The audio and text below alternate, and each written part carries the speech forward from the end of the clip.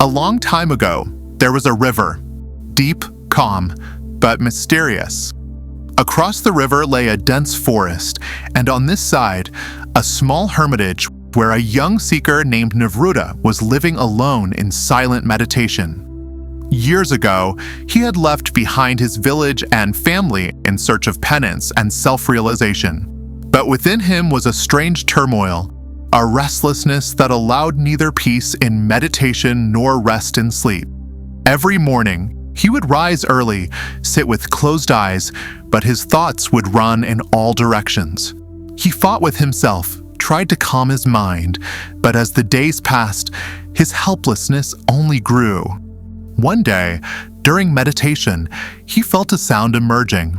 Very soft, very calm, as if someone else too was meditating, but with a presence that reached deep within. Slowly, he opened his eyes and saw, on the far bank of the river, someone was sitting under a tree. The figure wasn't clear from a distance, but it was still, and in that stillness was something that drew Nivruta toward it. The next day, he came back to the riverbank, and then again, and again every day. He would just sit and look across, saying nothing, only watching, and every time he felt something lighter inside him. Gradually, a strong desire arose in Nivruta.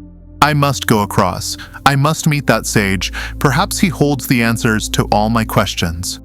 But the river was too wide and deep to swim across. There was no boatman nearby, and a bridge was nowhere in sight. Yet Nivruta didn't give up. He cut wood from nearby trees, made ropes, and after days of effort, built a small wooden boat. He knew the boat wasn't very strong, but deep inside, he trusted he would make it. Once the boat was ready, he joined his hands and looked toward the sky, saying, "O Lord, show me the way. I'm not just going for answers, I'm going to meet myself." He sat in the boat and slowly started crossing. Midway through, the current grew fierce. The boat rocked. For a moment, it seemed he might drown, but he didn't give up. His eyes stayed fixed on the sage, who still sat there, still and calm. Nivruta whispered in his heart, better to drown trying than never reach him at all. After hours of struggle, he finally reached the far bank. He was exhausted, soaked, shivering, but his eyes sparkled with something new. He ran up to the sage and said, "It is your presence that pulled me here. I wish to know, to learn how can one find peace within." The sage slowly opened his eyes, and it was Buddha. Nivruta was stunned. The one he had been watching from afar all this time was Buddha himself. He could hardly believe it. Buddha looked at him and softly said, "You have come. Now leave your boat and come to me." Nivruta turned back and looked at his boat, made of broken wood, yet it had brought him here. He said, "But this boat is my savior. It brought me across. How can I abandon it?" Buddha smiled and said, "True, it saved you. But will you now carry it on your shoulders through the forest?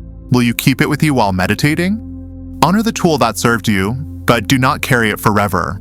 What once helped you, if held too long, becomes your burden." Nivruta fell silent. He couldn't understand, was letting go really the right thing? Would it not be ungrateful? But the peace in Buddha's eyes gradually gave him the courage. He walked to the boat, touched it gently, closed his eyes, and took a deep breath. Then slowly, he pushed the boat into the river. It drifted away, and with it, something heavy seemed to flow out from within him too. For the first time, there was silence inside, no thoughts, no fears. He returned to Buddha empty-handed and with no questions. Only an emptiness, not a burden, but a space filled with possibility. If we look into our lives too, we will see that we too carry many boats. Some old memory, a broken relationship, a fear or a habit which once helped us but now stand in our way. We can't let them go because we once made them a part of ourselves. We feel if we release them, it would be betrayal toward that emotional support that once held us together. But Buddha says letting go is not weakness, it is wisdom. When something no longer serves our journey, the greatest strength lies in releasing it. We cannot carry every tool forever. The moment we realize that something no longer has a place in our life, that very moment, true peace begins. Just like the boat drifted away and the seeker became truly light for the first time.